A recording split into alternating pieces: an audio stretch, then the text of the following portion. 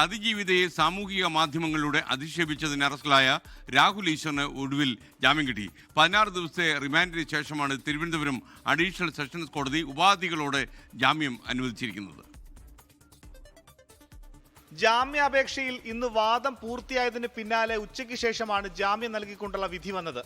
സാക്ഷികളെ സ്വാധീനിക്കരുത്, മറ്റു കേസുകളിൽ അകപ്പെടാൻ പാടില്ല തുടങ്ങിയ ഉപാധികളോടെയാണ് ജാമ്യം. വൈകിട്ട് പൂജപ്പുര സെൻട്രൽ ജയിലിൽ നിന്നും രാഹുൽ മോചിതനായി.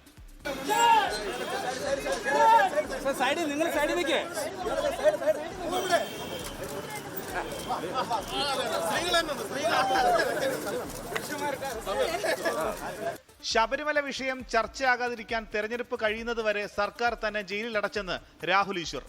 സിമ്പിളായിട്ട് പറഞ്ഞാൽ എലക്ഷൻ കഴിയുന്നത് വരെ എങ്ങനെയെങ്കിലും എന്നെ അകത്തിടണം, ഇത്ര മാത്രമേ ഉള്ളൂ കാര്യം. അതിൻ്റെ കാര്യമെന്ന് പറഞ്ഞാൽ ശബരിമല സ്വർണ്ണക്കൊള്ളയ്ക്ക് ബദലായിട്ട് സ്ത്രീ പീഡനം, രാഹുൽ മാങ്കൂട്ടത്തിൽ തുടങ്ങിയ വിഷയങ്ങളാണ് ബഹുമാനപ്പെട്ട മുഖ്യമന്ത്രി അടക്കം റേസ് ചെയ്യാൻ ആഗ്രഹിച്ചത്.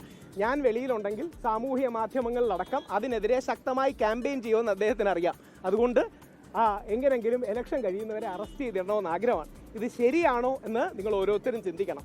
അന്വേഷണവുമായി സഹകരിക്കാത്തതിനാൽ 2 ദിവസത്തെ കസ്റ്റഡി വേണമെന്ന് പ്രോസിക്യൂഷൻ ജാമ്യ ഹർജി എതിർത്തുകൊണ്ട് ആവശ്യപ്പെട്ടിരുന്നു. ഇത്രയും ദിവസത്തിന് ശേഷം ഇനി എന്തിനാണ് വീണ്ടും കസ്റ്റഡി എന്നായിരുന്നു കോടതിയുടെ ചോദ്യം.